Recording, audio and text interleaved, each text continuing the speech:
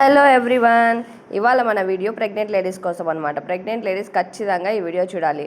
వాళ్ళకి ఉండే లక్షణాల్లో ఏది నార్మల్, ఏది అబ్నార్మల్ అని తెలుసుకోవాలన్నమాట.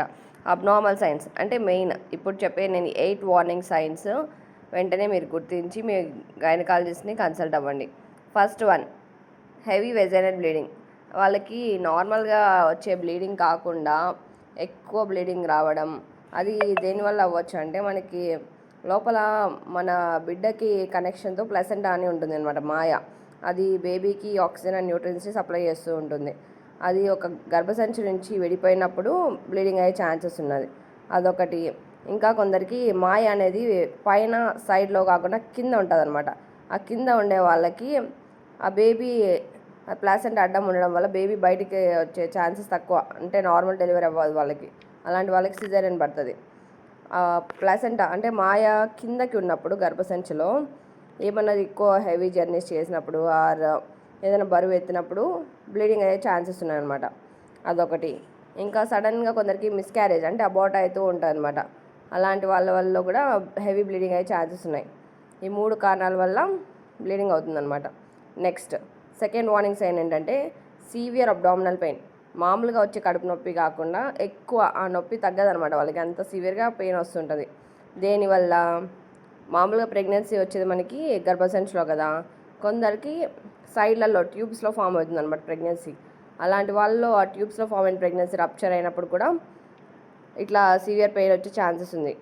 ఇంకొందరికి నెలలు నిండకుండానే పెయిన్స్ వస్తూ ఉంటాయి అనమాట.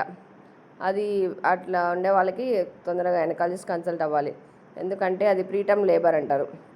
37 వీక్స్ కంటే ముందే నొప్పులు వచ్చి డెలివరీ అయ్యే వాళ్ళకి. నెక్స్ట్ థర్డ్ వార్నింగ్ సైన్ ఏంటి? ప్రీ ఎక్లెంప్షియా. అంటే మామూలుగా బీపీ లేకపోయినా ప్రెగ్నెన్సీలో మాత్రమే బీపీ వచ్చే ఛాన్సెస్ కూడా ఉంది, హై బీపీ. అలాంటప్పుడు మనకి చేతులు, కాళ్ళు, ముఖం వాపులు రావడం, ఇంకా కొందరికి బ్రీతింగ్ ప్రాబ్లం రావడం, ఇంకా హెడేక్ సివియర్గా ఉండడం, కళ్ళు మస్కల్ కనిపించడం, అలాంటి చేంజెస్ ఉంటాయి అన్నమాట. అప్పుడు కూడా వెంటనే గైనకాలజిస్ట్ కన్సల్ట్ అవ్వాలి. ఇది ప్రీ ఎక్లెంప్షియా స్టేజ్ అనమాట. నెక్స్ట్ ఫోర్త్ వార్నింగ్ సైన్ ఏంటంటే యాక్చువల్లీ మనకి బేబీ మూమెంట్స్ తెలిసేది 5th మంత్లో. ఒక 7 మంత్స్ అంటే 28 వీక్స్ అయిపోయిన తర్వాత బేబీ మూమెంట్స్ తగ్గినా లేకపోతే కదలికలు అనిపించకపోయినా అప్పుడు కూడా వెంటనే కన్సల్ట్ అవ్వాలి. నెక్స్ట్ 5th వార్నింగ్ సైన్ ఉమ్ము నీరు, అంటే లీకింగ్ ఫ్లూయిడ్ అంటారు. ఉమ్ము నీరు రావడం అనమాట బయటికి. అలాంటప్పుడు కూడా వెంటనే కన్సల్ట్ అవ్వాలి. అది దానివల్ల ఇన్ఫెక్షన్ అయ్యి ప్రీటర్మ్ తొందరగా డెలివరీ ఛాన్సెస్ కూడా ఉంటాయండి. నెక్స్ట్ 6th వార్నింగ్ సైన్ ఏంటి మనకి అంటే సీవియర్గా వామిటింగ్స్ రావడం. అలాంటి కండిషన్ మనకి 4th మంత్లో హైపర్ ఎమెసిస్ గ్రావిడారం అంటారు, అది చూస్తాము. కానీ అప్పుడు కూడా మనము వెంటనే కన్సల్ట్ అయ్యి ట్రీట్మెంట్ తీసుకోవాలన్నమాట. దానికి నాజియాకి సంబంధించిన ట్యాబ్లెట్స్ ఆర్నాన్సెట్ అనేవి యూస్ చేయడం, ఇంకా ఎక్కువ వామిటింగ్స్ అవ్వడం వల్ల డిహైడ్రేట్ అయితే కొన్ని ఫ్లూయిడ్స్ కానీ ఎలక్ట్రోలైట్ ఇంబ్యాలెన్స్ అవ్వడం వల్ల దానికి ట్రీట్మెంట్ తీసుకోవాలి వెంటనే. Next what is the 7th warning sign అంటే వాళ్ళకి యూరిన్ పాస్ చేసేటప్పుడు ఎక్కువ మంట, పెయిన్ రావడం అలా ఉంటుంది.